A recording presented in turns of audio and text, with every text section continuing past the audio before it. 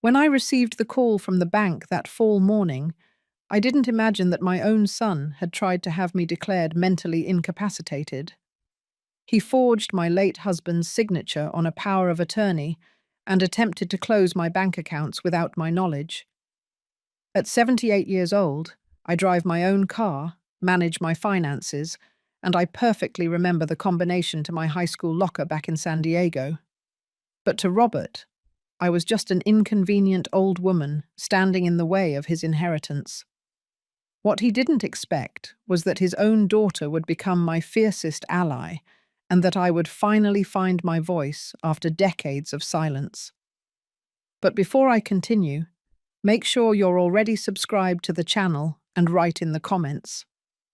Where are you watching this video from? We love knowing how far our stories travel. My name is Eleanor Roberts. I am 78 years old, and for nearly my entire adult life, I lived in function of others. I raised my son Robert alone after my husband Richard passed away. I worked 2 jobs to keep our little hardware store running and saved every possible cent to ensure he had opportunities I never had. Our relationship always felt normal to me, a mother making sacrifices for her son, like so many others. The first time I noticed something strange was when Robert was 17. He asked for $200 to buy soccer cleats. Richard said no, so Robert came to me with those pleading brown eyes, talking about team spirit and appearances. I gave him the money, but I signed a check to remember the moment. It was the first of many. The years passed, and the checks continued for college at Boston University, for the rent on his first apartment, for his wedding, for the water heater when it broke, for therapy after job issues, for his first divorce, and then for other things, small at first, then larger, loans that were never repaid, emergency bills, requests that always came with elaborate stories and promises of repayment. I always yielded, always said yes. How could I not help my only son? Finally, Robert married Valerie, an elegant woman with expensive tastes and a smile that never reached her eyes. She treated me with a polite coldness, looking at my modest house in Queens, New York, my simple clothes, my frugal habits with thinly veiled disdain. When they visited, which became increasingly rare, it was always to ask for something. Money for an investment, for a trip to the beach, for my granddaughter Sophia's school. Every request came wrapped in concern. "Are you okay, Mum? You look tired. Are you managing to take care of the house alone?" I didn't notice the pattern, or maybe I just didn't want to see it. It was a common Tuesday morning that everything changed. The phone rang, and it was Michael, a young manager at the bank where I've held my account for more than 4 decades.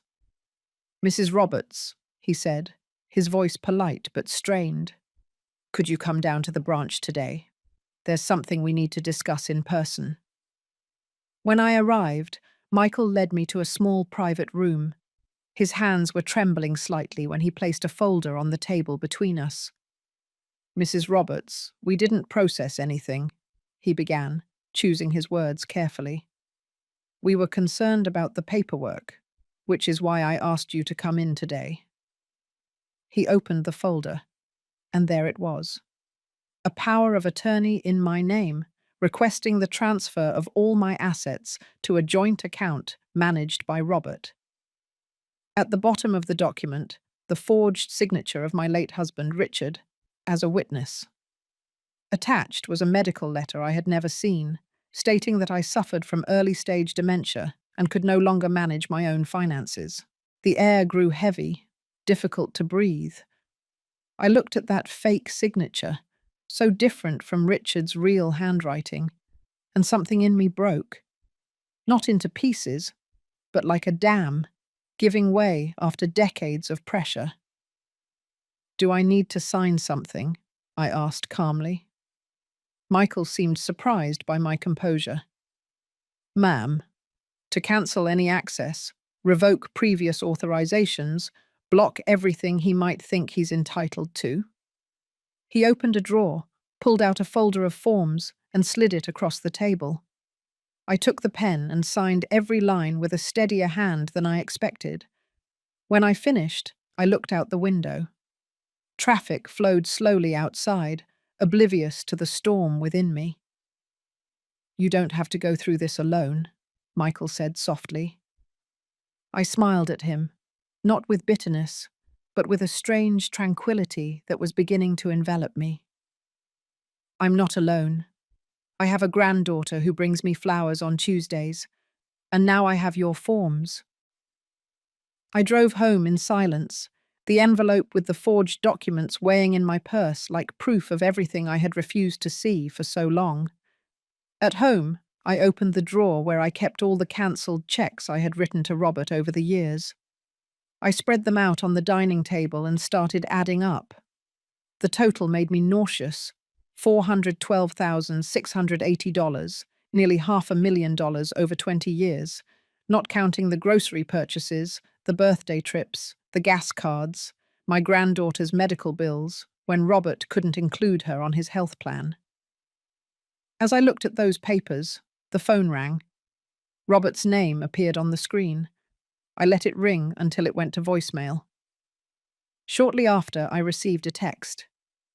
"Hi, Mum. Just checking in. Wanted to let you know I dropped off some paperwork at the bank last week. Just in case something happens, they can call you. Nothing major, just routine. Call me when you can." Routine, that's what he called it. Trying to take my money, my name, my rights. Routine. I took a deep breath and dialed another number. One I hadn't used in almost 5 years. My lawyer, Claire Perez. The last time we spoke was after Richard's passing. Claire speaking. "It's Eleanor Roberts," I said, my voice firm. "I need to change my will." She didn't ask why.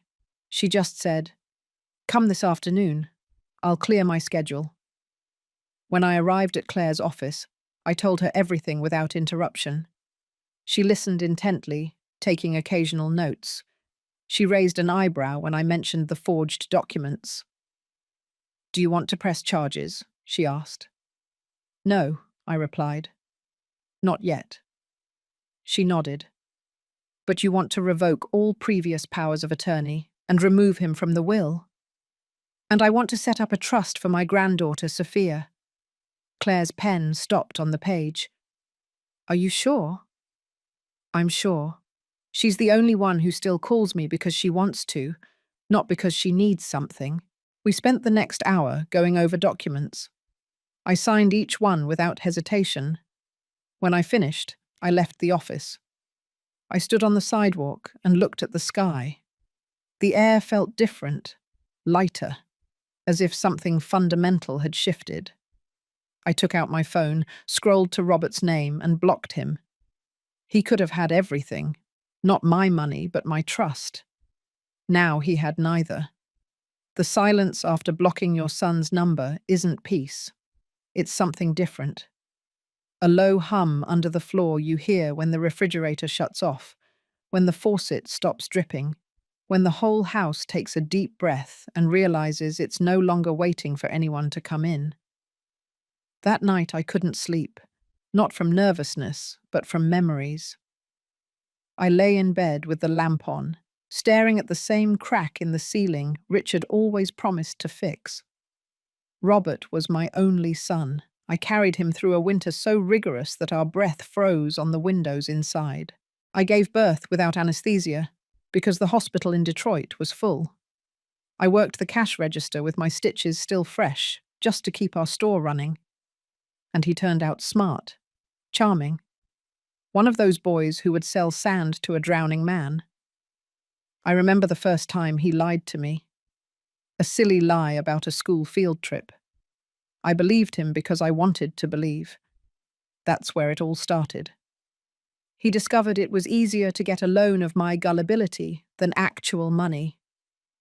The next morning, I made coffee and called the bank. Not the branch, but the headquarters. I asked to speak to the fraud department. I was transferred to a man named John, who had a voice that sounded like he'd dealt with far bigger messes than mine. I'd like to report an attempt at financial fraud, I said. The person's name is Robert Roberts, my son. I could hear his breathing pause slightly after that. Mrs. Roberts, he said carefully, has a police report been filed yet? Not yet. I'm handling this privately for now. I understand. We can add a fraud alert to your profile, and I recommend you contact the credit bureaus as well. Would you like help with that? Yes, and I'd also like to create a restriction. No alteration to any account without my personal presence with photo ID. Not a note from someone claiming I forgot my own name. John agreed, kind and professional, without condescension. After that, I called the police, not to file a report yet, but to document the forgery. An officer named Brenda took the details efficiently. At one point, she asked, "Do you feel unsafe?" "No," I replied. "I just feel tired." It was noon when I hung up. I sat at the kitchen table and looked at the little notepad with the cumulative total Robert had received over the years. I flipped the page and wrote at the top, "Things I still have. A house without a mortgage in Queens. A car that runs. A garden full of tomatoes. A granddaughter who still calls me grandma and means it. My name, my account, my story." I stared at the last line the longest. My story, not his. Robert always told a version where I was the helpless mother who wouldn't have survived Richard's death without his guidance. He made himself the hero in settings where I wasn't present. I used to let it go. But now it mattered, because when someone tries to erase you, you better make sure that person isn't going to write your ending. I hadn't realized how long I had been silent until Sophia knocked on my door that evening. She always texted first, always called me grandma, with that firm voice. Never syrupy, never fake. But this time, she just showed up. I heard her car park, that old hatchback with exhaust issues. When I opened the door, she was already climbing the steps to the porch with a shopping bag in her arms. "I brought soup," she said, holding it out like a peace offering. I stepped aside and let her in. The house still smelled faintly of coffee and the printer ink from the forms I had signed. Sophia didn't say anything until we reached the kitchen. She dropped the bag, took off her coat, and looked at me with the same eyes whose tears I used to wipe away when she scraped her knees at age 4. "Dad's freaking out," she said. "He called me 5 times today.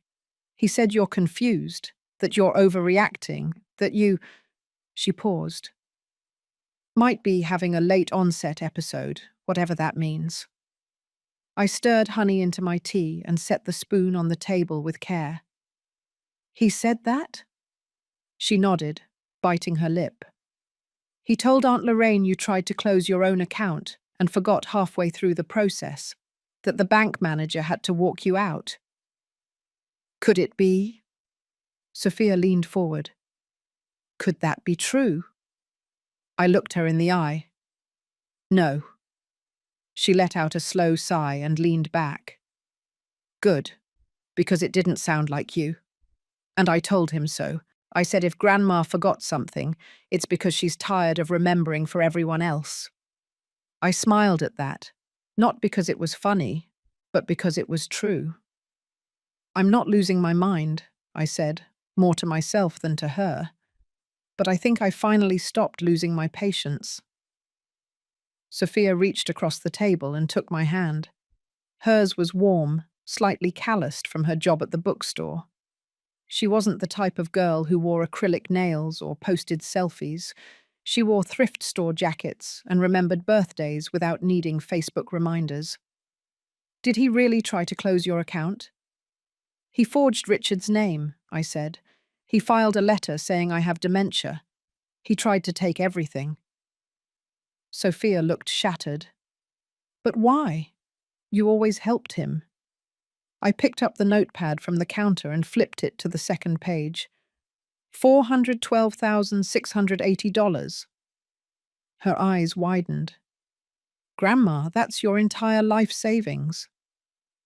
I nodded, and it still wasn't enough. We were silent for a while. Outside, the wind picked up, rustling the dry leaves on the sidewalk.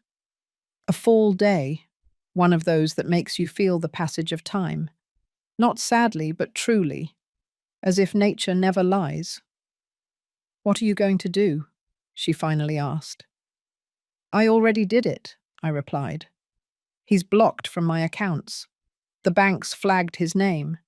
The lawyers redrafted the will." "And me?" "You," I said, squeezing her hand.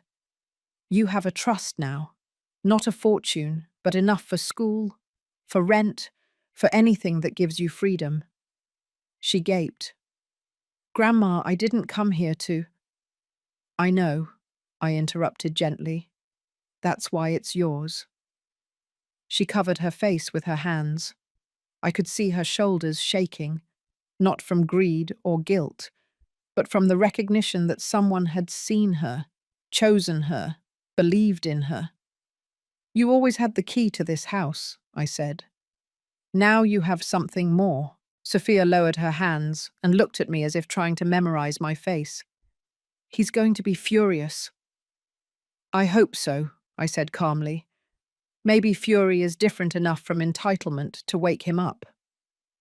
For the first time in a long time, I felt something like pride swell inside me. Not for what I had given, but for what I had finally taken back. My voice.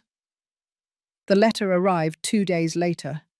Thick envelope, my name meticulously written on the front. No return address. I knew the handwriting of the enclosed note even before I opened it. Robert never learned to write cursive correctly.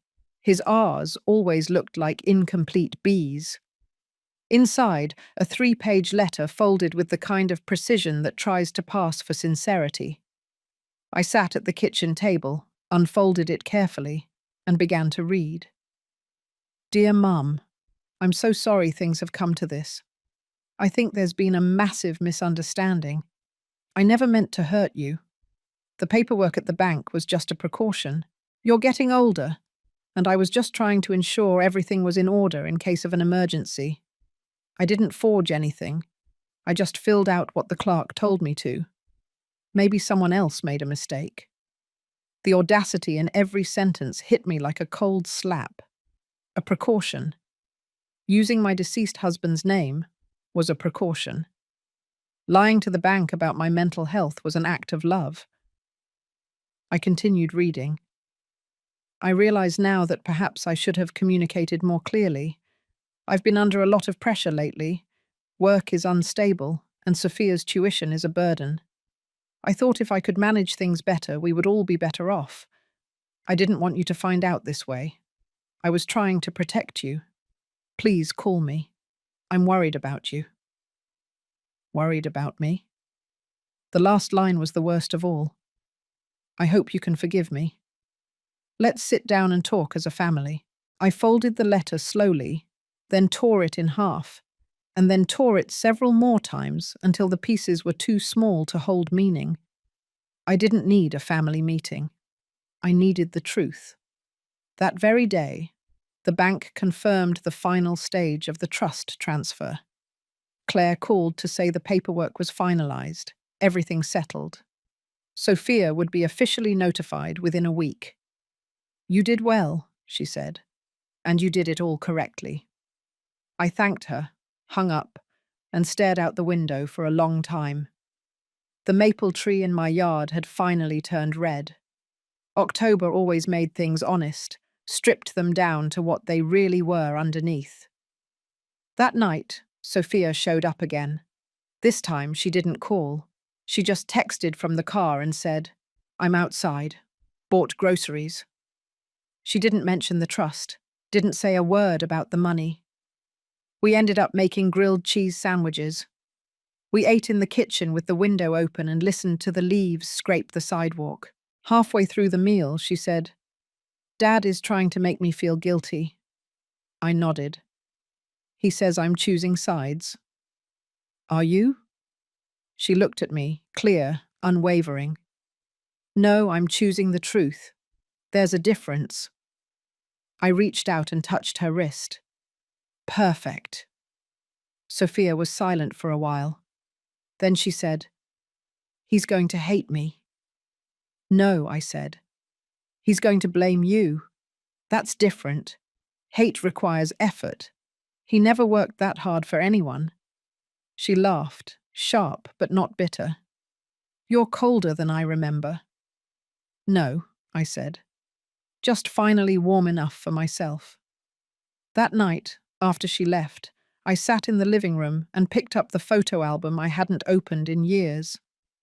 There we were, Richard, Robert, and I, in a different time. A time when love didn't have ledgers, when hugs weren't debts. I kept the album open beside me as I drifted off in the chair. I wanted to remember where we had started, so I would never forget how far I had come. The first call came at 7:42 in the morning the next day. I recognized the number. Not Robert's, but his wife's, Valerie's. We hadn't spoken in over a year. The last time was Easter, when she left a store-bought cake with a note saying, "We're busy. Love you." She'd barely made it up the steps. Her perfume lingered longer than she did. This time, she didn't wait for the voicemail. "Eleanor, hello?" she said, her voice breathless and fast. "I think we need to talk." I was still in my robe, holding a cup of tea that had gone cold. I walked to the window and looked out at the quiet street in Queens. "About what?" She sighed, the theatrical kind. "I don't want to get involved in whatever is going on between you and Robert, but you're making things very difficult." "I haven't made a single call," I said. "He's the one making the effort." She ignored me. "Sophia told us about the trust. Do you think it's fair to pit her against her father like this? She's just a kid." "She's 24, I said calmly. "Emotionally, a kid. She's not ready to handle that kind of financial responsibility, and it sends the wrong message." "What message do you prefer?" I asked. "That theft is a family value." There was a pause. "I know you're upset," Valerie said, her voice cold. "But this can still be resolved. Quietly. You don't have to involve lawyers. If you could just sit down with Robert," I interrupted. "I did sit down," I said. In my mind, I sat down with every version of him I'd ever known. The boy who cried when his goldfish died. The teenager who lied about failing chemistry. The man who asked me for money under the table because his pride couldn't handle a real job. And I decided that version was over. "You always had a flair for the dramatic." "No," I said. I finally stopped being afraid of the silence. She tried one more time. "He's your son. I know exactly what he is." I ended the call and placed the phone carefully on the table, as if it might burn the wood if I wasn't gentle. 10 minutes later, Robert called. And again. And again. I didn't answer. At 11 o'clock, I drove to the community center in Brooklyn. Not to participate in anything, just to sit. They had remodeled it a few years ago, adding tall windows and polished floors. Everything smelled faintly of lemon cleaner. I sat on a bench outside the library room and watched two ladies playing cards across the hall. One of them wore a sweatshirt that said, "Carefree since 53. I smiled involuntarily. After a while, a woman I didn't recognize sat next to me. Slender build, elegant coat, hands neatly folded in her lap. "Did you come for the estate planning workshop?" she asked. I shook my head. "Just visiting ghosts." She nodded slowly. "Me too." We didn't talk much after that, but it was nice. Not to be needed, not to be pleaded with or blamed, just to exist without purpose. On my way home, I stopped at the post office. My mailbox was mostly empty. A coupon flyer, a retirement investment ad, and a light blue envelope with no return address. Inside was a card, no message, just a photo of a little boy holding a Lego spaceship, a Polaroid from 1988. On the back, in my handwriting, Tommy's first big build, doesn't let anyone touch it. The card had been folded, crumpled, refolded. It had creases like an ancient letter someone couldn't bring themselves to throw away. I drove home with the card on the passenger seat, looking at it as if it could explain something, but it didn't explain. Robert had once built something with pieces he was proud of, and now, so many years later, he was trying to dismantle what wasn't his. But I wouldn't let him. Not anymore. Sunday arrived quietly. The kind of silence that used to mean something in this city. Church bells, slow coffee, neighbours in their yards, now just meant no calls from unknown numbers, and one less excuse to ignore the quiet. I took my tea out to the porch. The air had that cool edge that October brings when it wants to remember what's coming. I pulled my shawl tighter around my shoulders and watched the world slowly wake up. A runner, a squirrel, the neighbour boy dragging his garbage bin with a missing wheel. And then, a car I recognised. Robert's, not the rusty Corolla he used to drive. No. This was the newer model, sleek, grey, with the payment plan I probably financed. He didn't park. He just stood there. Then he got out, smoothed his jacket, and walked up the steps with that slow, practiced calm he used in meetings. The kind that said, "I've already decided how this conversation ends." I didn't move. He stopped about 2 feet from me, his hands in his coat pockets. "Mom, you're not returning my calls. No." He flinched, as if I had confirmed something. "I wanted to talk in person." I took a sip of my tea. "I know things were misinterpreted," he said. "You forged a letter." He gritted his teeth. "That's not how I would describe it." I raised my eyebrows. "I thought we had an agreement," he continued, "that I would help manage your affairs.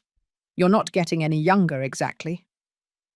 I looked at him, standing there like a man who thinks age is an argument. "Do you think I lived 78 years just to forget who I am?" "Mum, please don't make this harder than it already is." "No," I said calmly. "You already made it hard. I just got tired of pretending it wasn't." He shifted. The breeze tugged at his coat. "So this is it? You're cutting me off after everything I've done?" I looked at him for a long second. "What exactly did you do, Robert? Tell me one thing you did for me that wasn't a transaction." He opened his mouth. He closed it. "Sophia is the one who calls, the one who visits, the one who asks how I am without asking for anything in return. She's just a kid. She's twice the man you ever were." That hit him.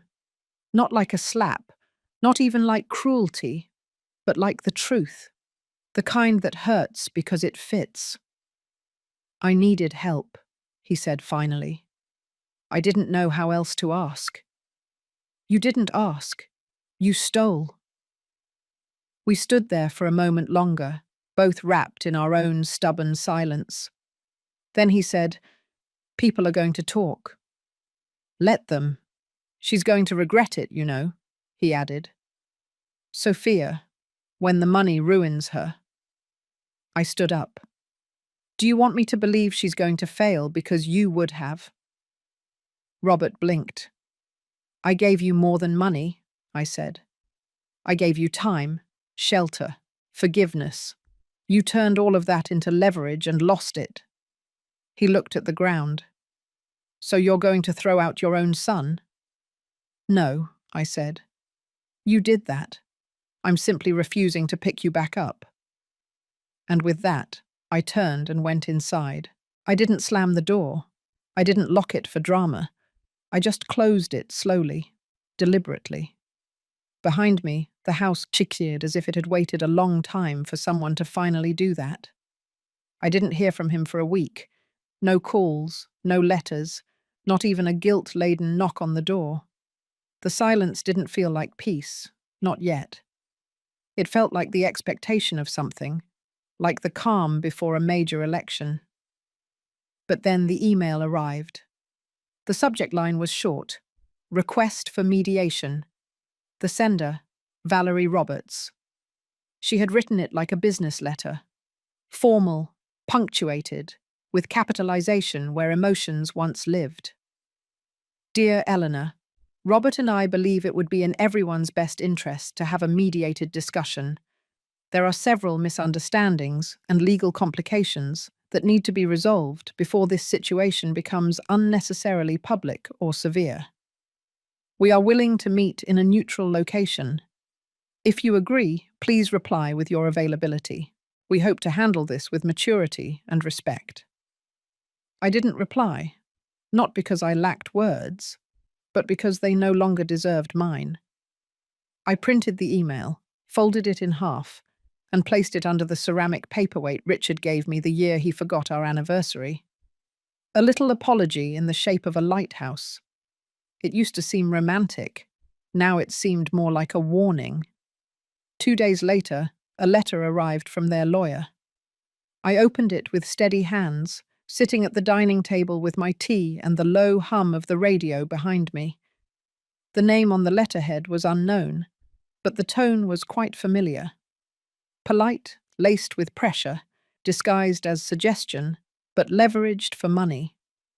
Our clients, Mr. and Mrs. Roberts, believe that the recent alterations made to the estate planning documents were executed under emotional duress and without adequate legal counsel. We request a review of the decisions involving financial transfers and testamentary assignments, especially concerning the trust now in the name of Ms. Sophia Roberts. I read the entire letter and smiled, because desperation has a scent, and they were wearing it like cologne. I called Claire the next morning and told her what had arrived. She asked me to read the letter aloud. I read. She laughed halfway through.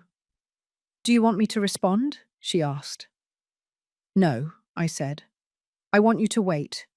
Let's give them more rope." "Are you sure?" "I'm 78 years old. I've survived wars, loss, childbirth, a business collapse, and a husband who died on a Tuesday but left love behind like loan interest. I've survived worse than a letterhead." Claire laughed. "You know, you're kind of terrifying now." I should have calmed down sooner. Later that day, I called Sophia. She answered on the second ring. "Grandma, is everything okay?" "I received a letter," I said. There was a pause.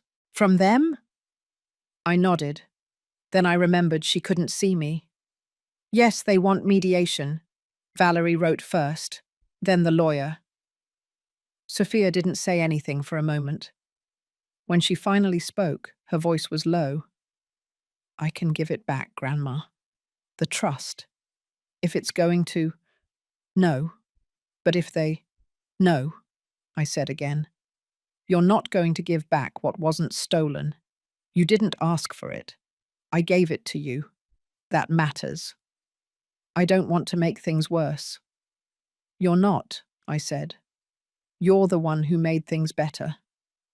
She let out a sigh that I could hear trembling slightly. "They'll probably come after you next," I added. "Guilt, threats, family dinners chud with silence and heavy looks. Just know that I trust you." "I won't back down," she said. "I promise."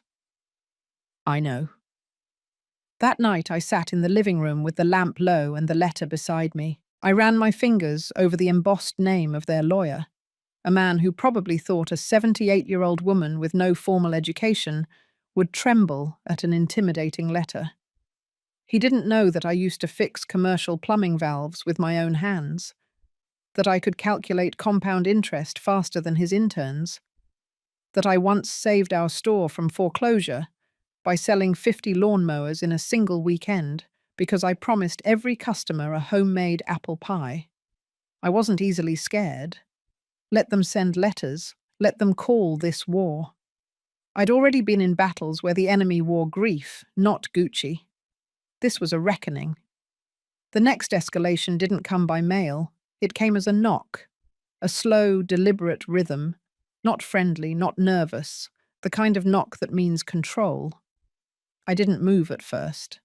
I was in the back room sorting winter sheets, but the knocks continued, patient and measured. When I opened the front door, Valerie was on my porch in a camel coat. Her hair was so tightly pulled back, it looked like a mask. She had a clipboard in her arms. Not a purse, not a bag, not even gloves, even though the morning was cold enough to sting. "Good morning, Eleanor," she said, as if this were normal. "It's not," I said, and I didn't invite her in. She didn't wait. She simply took a step forward as if my doorway were hers. I stood in the threshold, blocking the entrance. She adjusted the clipboard. "You didn't respond to any of our communications. I thought we could speak in person." "That's intentional." She smiled, polite and brittle. "I understand you're upset." "I'm not upset," I said. "I'm uninterested." She glanced inside the house, behind me, as if looking for signs of unreasonableness. A mess, a forgotten stove, something she could use. "You made decisions that affect our entire family." "No," I said. "I made decisions that affect my money. You're not entitled to either." Valerie shifted her stance. I saw the tension in her jaw. Then, the cracks behind the courtesy. "You're making things difficult for Sophia. She's doing just fine. She's being manipulated. You always had a strange influence over her." I almost laughed. "You're confusing love with influence. Easy to do when you've never felt either." It was enough. Her eyes hardened. She held out the clipboard. "I'm here to make a final proposal. If you dissolve the trust and return the funds to a central family account, we will abandon all legal inquiries and handle everything discreetly. No damage to reputation, no unnecessary attention." I didn't take the clipboard. "Do you think I'm afraid of attention?" I asked. "I think you're not thinking clearly. This hurts everyone. This protects everyone from him." She took a deep breath. "He's your son." I nodded. "And you are his mirror." For a long moment, neither of us moved. Then she completely abandoned the polite demeanor. "You're burning the bridge," she said dryly. "No," I replied. "You two set it on fire years ago. I just stopped pretending it was a pathway." She turned abruptly and walked down the steps, her heels clicking like accusations. The clipboard remained in her hands, unsigned. I stood in the doorway, watching her leave, the wind blowing her coat. Just before she reached the car, she turned around. "You taught Sophia to be cruel." I smiled. "No, I taught her not to inherit silence." And then I closed the door. This time, I locked it. Not out of fear, but out of determination. Later that night, I found a voicemail from Sophia. "Grandma, did she stop by? I heard from Dad. He said something about one last olive branch. I'm worried. Are you okay?" I called her immediately. Her voice was tight when she answered. "I'm fine," I said gently. And she brought a clipboard, not an olive branch. "Did you sign anything?" "I don't sign lies." She was quiet. "Then I told them I wouldn't meet with them without you. They said you were unstable, that you manipulated the bank, the lawyer, me." I let that slide for a second. "And do you believe them?" "No," she said, but it still hurt to hear that from him.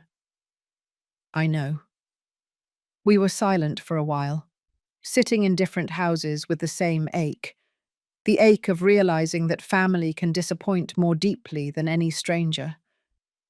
Finally, she said, "I'm not giving it back. The trust. I don't care what they threaten." "I know," I whispered, and I believed her. Because Sophia, for all her youth, inherited something I almost forgot I needed to pass on. Not just money, but courage. I once read that strength isn't loud, it's silent, rooted, slow to bend. In that week, mine sounded like teacups delicately returning to their sources, like a phone that went unanswered, like paper sliding into a folder, one document at a time. No shouting, no retaliation, just silence, heavy, deliberate. But not everyone appreciated that kind of silence. 2 days after Valerie's visit, I received a message from a man named Peter Lane, a financial consultant, apparently for Robert and Valerie. He left a voicemail with a tone that sounded freshly printed. "Mrs. Roberts, I represent certain interests of your son and his wife. I'm contacting you to request clarification regarding recent asset transfers. We believe some of them may have occurred under emotional pressure, and there are concerns about your capacity to handle such significant decisions. If you're willing, we would like to help rebalance your estate to protect your legacy and family unity." Family unity. That was a new form of manipulation. I didn't return the call. Instead, I forwarded the voicemail to Claire. She responded in less than an hour. "Don't worry. They're fishing, but I will send a formal contact to them. It's time to put this on the record." Perfect. Let them talk to lawyers. Let them pay for every hour they try to distort the truth and turn it into doubt. I've already spent enough years subsidizing their plans. Now they could subsidize their own fantasies. Later that night, I baked a cake. Not for them, but for me. Banana bread. With the recipe Richard's mother gave me when we married, blurred in my handwriting, the ink fading where I'd spilled vanilla. It had been years since I'd baked without a special occasion. No birthday, no fundraiser, no obligation. Just because I wanted the house to smell warm again. Halfway through the baking, the doorbell rang. For a moment, I thought about ignoring it, but something told me it wasn't them. I opened the door and found Sophia. She was holding a stack of papers, her shoulders slumped, her eyes tired. "Am I interrupting?" "Only the bread," I said. "Come in." We sat in the kitchen, the oven humming behind us. She put the papers on the table, printouts, statements, emails. I didn't read. I just looked at her. "I think they're investigating," she said. "Trying to dig up something about me." Valerie asked if I had already used the trust funds. I haven't used them. Not a dollar. But she said if I spend it on rent, they'll accuse me of misappropriation of assets. "They don't have access," I said. "They're trying," she whispered. "They're making calls, asking questions at my job. My advisor said they even contacted the university registrar's office. They're waiting for you to cave." Sophia looked down. Part of me wants to cave just to make it stop. "No," I said. "You don't give cowards what they want." She nodded slowly, but I saw the weight in her spine, the way her fingers picked at the corner of the paper. "They don't see me as a person," she said. "Just a chess piece." "They don't see anyone as a person," I said. "Just means to an end." I got up and poured tea. She took hers with honey. She always had. I remembered the first time I gave her a cup like that. She was 8 years old and had a fever. I sat by her all night, reading old storybooks, until she finally fell asleep with her head in my lap. They had forgotten that girl existed. I hadn't, and I never would. When the banana bread was ready, we ate 2 slices each, warm. No plates, just napkins and hands. We didn't talk about money after that, or laws, or tactics. We only talked about books. What she was reading, what I planned to read, the ones Richard never returned to the library. When she left, she hugged me tight and whispered, "I'm proud of you." The words soaked into me like water into dry earth. After she was gone, I stood in the doorway for a long time, holding my shawl closed, watching the night. My son was somewhere out there, furious, arrogant, plotting. But inside here, there was only peace and banana bread. I thought they would back down, that after the lawyer's letter, after the silence, after the door Valerie walked away from, they would lose their breath, their nerve. But people like that don't back down. They changed tactics. The next call didn't come for me. It was for the church. Pastor Isabel called that afternoon, gentle as always. She's led our little congregation for almost 20 years in San Diego, always with hands that smelled like lemongrass and a voice that calmed the most rebellious child. "Eleanor," she said, "Robert asked about you. I told him we don't get involved in family disputes, but I thought you should know." He sounded concerned, she continued, cautiously. I almost laughed. "Concerned about my soul?" "Concerned about your failing health," she said softly. He wanted to know if she had noticed any signs. There it was, the slow drip of poison. They couldn't get my money through banks or lawyers. So now they would try through doubt, reputation, whispers in the corners of places where I used to be safe. "Thank you for letting me know," I said. Pastor Isabel paused. "Eleanor, I know you, and I know what strength looks like. If you need me to speak to anyone, the bishop, the board, I will." "That won't be necessary," I said. "Let them think." Later that week, at the Wednesday community lunch, I noticed. Some glances darted away quickly, two couples whispering by the coat rack. Mild, subtle things, but I know the shape of a story before it's told. Someone had started talking. I didn't hesitate. I put mashed potatoes on paper plates and asked Mrs. Mehra about her new hip as if nothing had changed, because nothing had changed. Let them think I'm frail. Let them circle like well-dressed vultures. They wouldn't find a feast here. That evening, after church, I received a text from Sophia. "They're telling people you're not well, that the trust was a mistake, that I coerced you." I replied simply, "I trust you. They don't matter." But I knew it mattered to her. Sophia always believed in justice, that the truth would win if you just said it loud enough. She didn't understand yet that some people only hear what's convenient for them. The next day, I decided to fight back. Not with letters, not with lawyers, not even with words. I called the local library in San Diego.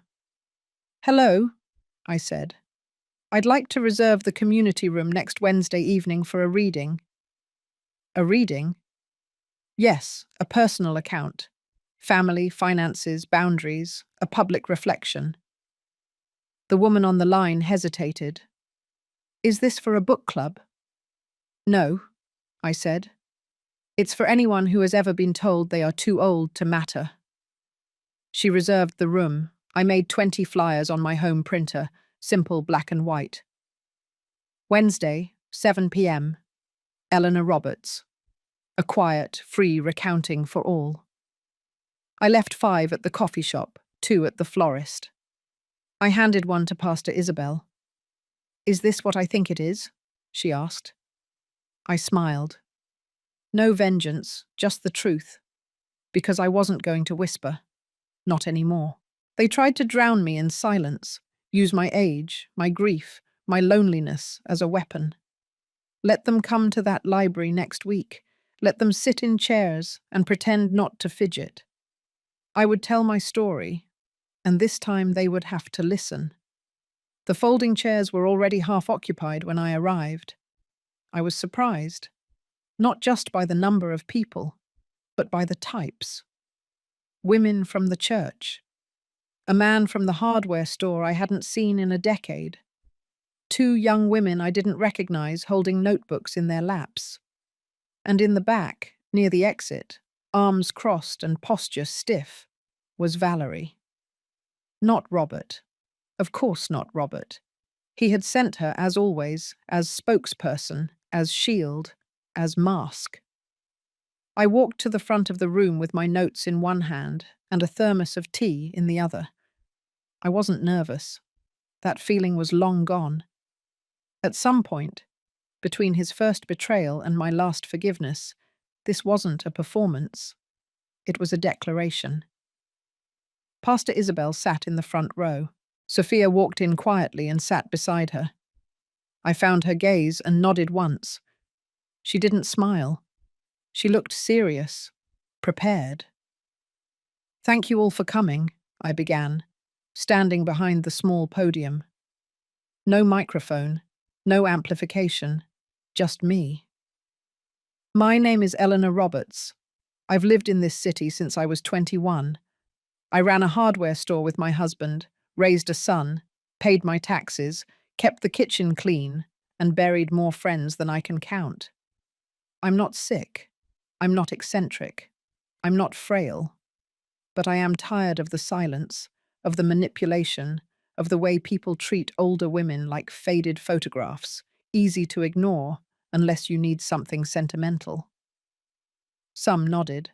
Someone sniffled in the second row. "I came here tonight to tell a story. Mine, the one being distorted and whispered around this city in coffee shops and choirs. I came to set the record straight." I opened my notebook, but I didn't read it. I spoke from memory, from the gut. I told them about the forged document, about Robert going into a bank and trying to declare me incompetent, about the letter with Richard's dead name at the bottom, about the calls, the threats, the lawyer's insinuations that I had lost touch with reality. I didn't cry. I didn't shout. I simply spoke the truth, line by line, like nails being driven into wood. I told them about the trust, how I had created it for Sophia, because she was the only one who came without asking, who stayed without obligation. And then I looked directly at Valerie.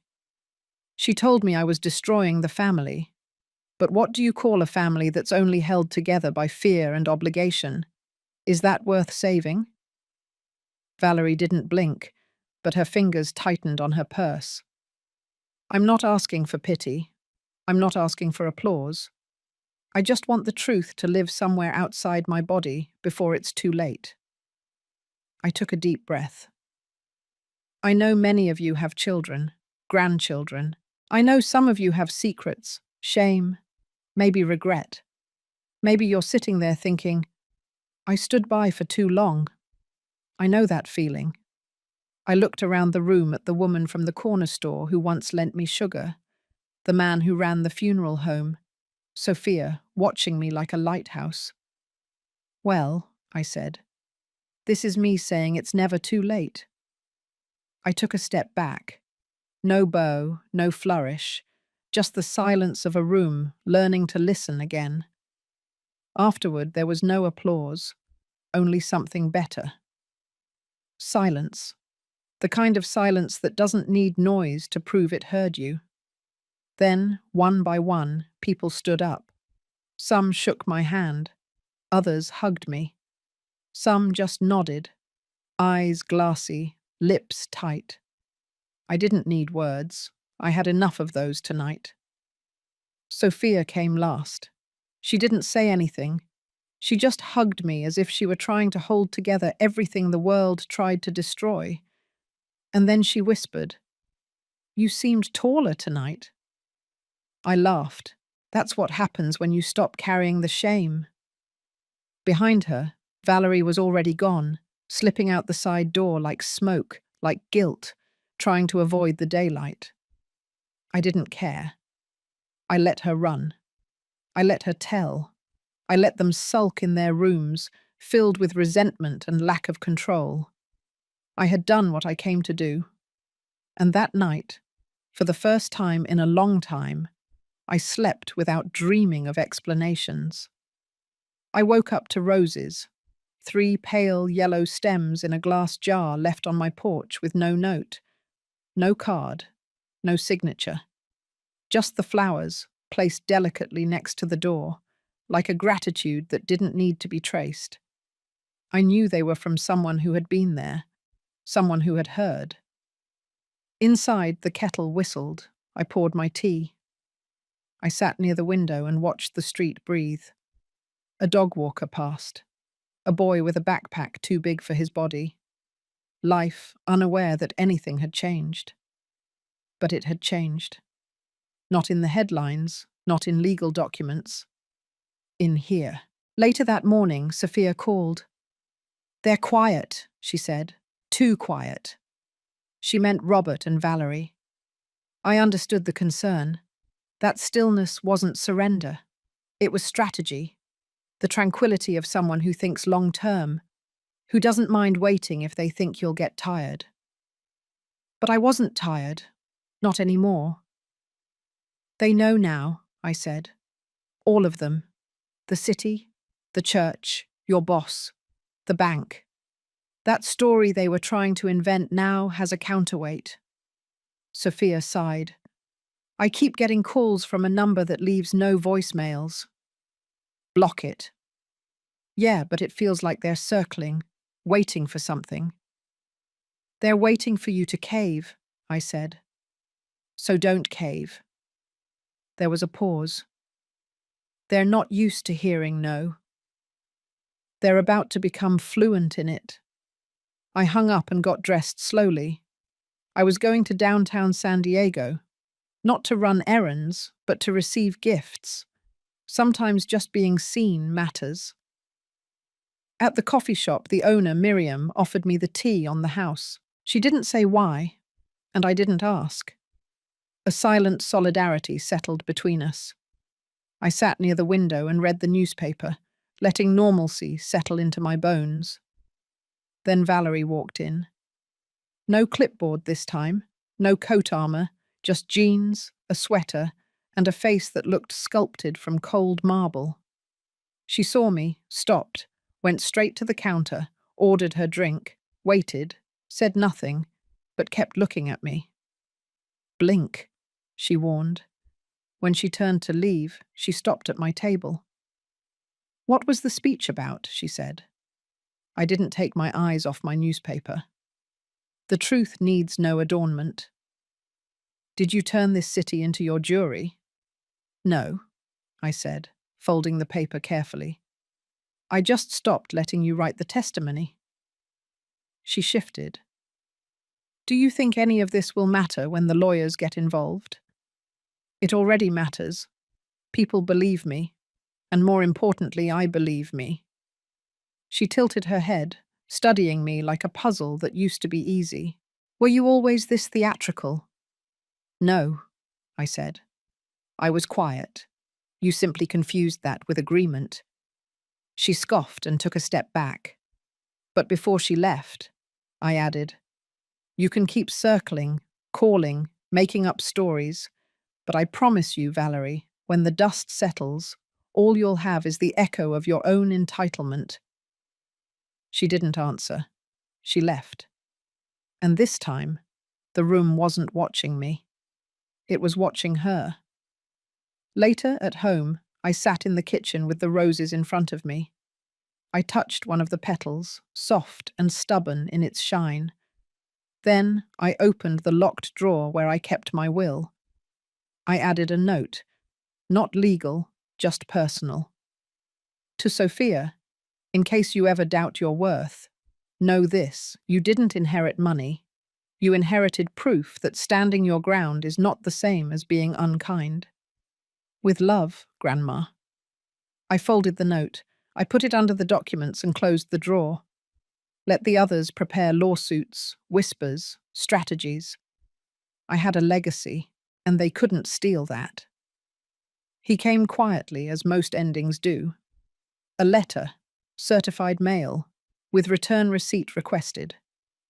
My name written carefully. The envelope thick but weightless in meaning. The sender, Robert Robertses, Perez and Associates. Claire called before I opened it. "It's not a lawsuit," she said. "It's a settlement offer." Of course it was. They tested the city. They tested me. They tested Sophia. They found no fault. So now they did what all arrogant people do when power slips through their fingers. They offer a deal that looks like mercy. I opened the letter with a butter knife and unfolded it on the kitchen table like a relic. To Eleanor Roberts. With the goal of preserving what remains of our family's dignity and avoiding further public embarrassment, we propose the following. You agree to dissolve the trust in Sophia's name and reinstate the previous financial distribution, as outlined in your 2019 estate plan. In exchange, we agree to cease all legal and reputational objections and refrain from any further action or contact. This is a one-time offer. Please consider the impact on your granddaughter and the long-term unity of our family. With all respect, Robert and Valerie Roberts. No lawyer's signature, just theirs.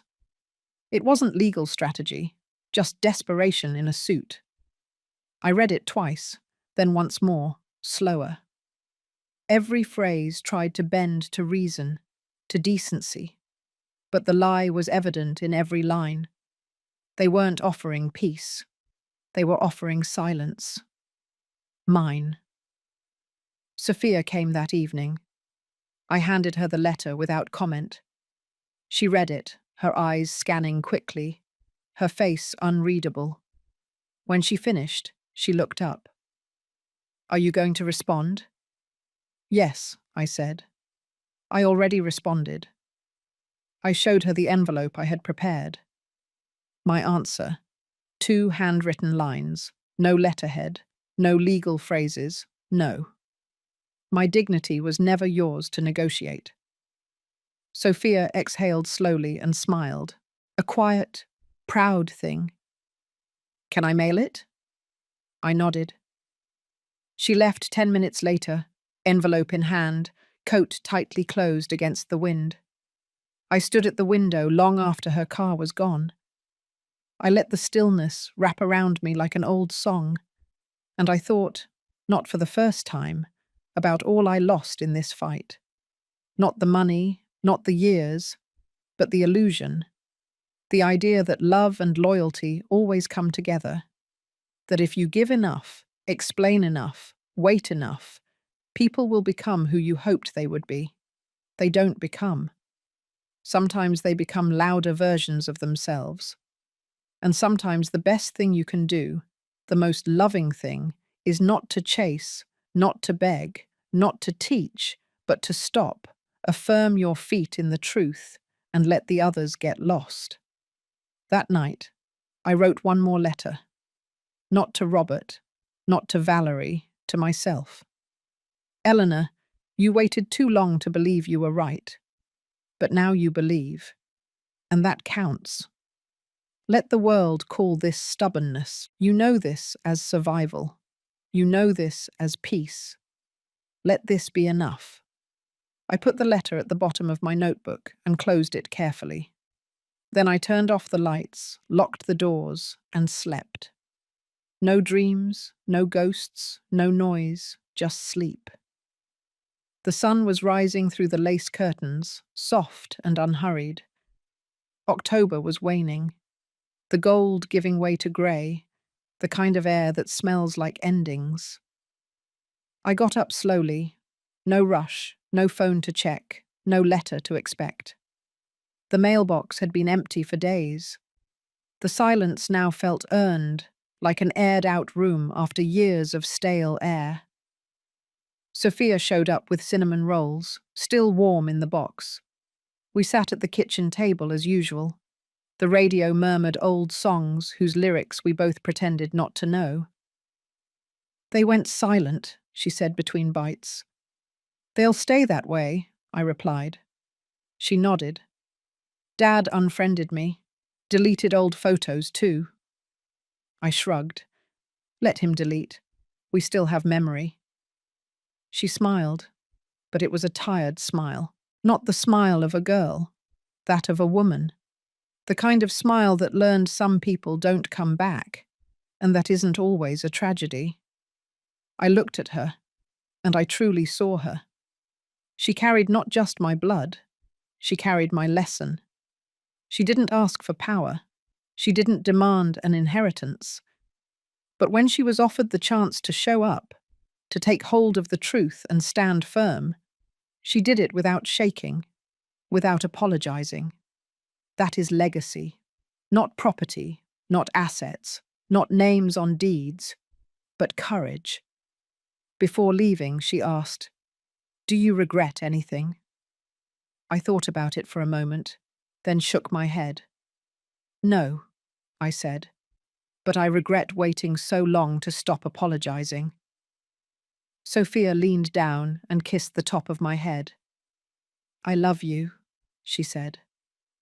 "I know," I replied. She walked out into the morning, a scent of cinnamon still in the air.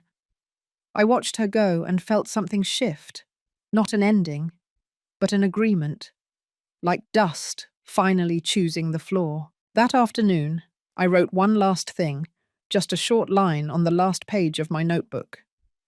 May the silence you chose be the peace they never gave you. I closed the notebook and placed it in the top drawer along with the rest. The will, the trust, the documents they once tried to take from me. Everything is still here. Everything is still mine. I got up, made a cup of tea, and sat near the window. The maple in the yard had already lost most of its leaves. Only a few remained, but the ones that remained held on with sincerity, just like me. A year passed since that Wednesday at the library. Seasons changed, people came and went. Robert and Valerie moved to another state. I found out by chance through an acquaintance who saw them loading furniture onto a moving truck. I didn't ask where they were going. It didn't matter. Some distant city where they could start over, tell a different story about who they were. Sophia finished her master's degree and got a job at a publishing house in the next city over. She uses part of the trust to pay for a small, cozy apartment, and the rest remains intact, growing slowly, just as I intended. It's not a fortune, but it's enough to give her breathing room, to not have to say yes when she should say no. On Tuesdays, she still brings me flowers. Not because she has to, but because she wants to. My house remains the same, although I made a few changes. I painted the kitchen yellow, something Richard always promised to do but never had time for. I planted new orchids in the garden, bolder varieties that bloom in surprising colours. I started teaching a memoir class at the local library, where people of all ages come to share their stories. Claire called me last week to say the trust funds are secure, bulletproof against any future attempts at objection. "You won," she said, a smile audible in her voice. But I knew it wasn't about winning. It was about stopping the losing, stopping the giving away of pieces of myself with every check, every apology, every forced silence. Yesterday, I received a postcard, no return address, just my name and address, written with those R's that look like unfinished B's. On the back, just 2 words: "I'm sorry." I don't know if it was an act of genuine contrition or just another attempt at manipulation. It doesn't matter. I put the card in the same drawer where I keep the will, not as an invitation to reconciliation, but as a reminder that some words arrive too late to be answered, but perhaps too early to be completely discarded. This morning, as I drank my tea on the porch, I noticed the maple finally starting to bud again. Small green leaves, delicate against the branches that had seemed so bare and exposed during the winter. I am 79 years old now, I still drive my own car. I still manage my accounts. I still remember the combination to my school locker. I still carry the scars of my son's betrayal, but not as a burden, as a map. A map that showed me a different path. Not a path of blind forgiveness or unconditional love, but a path of self-love, of boundaries, of truth.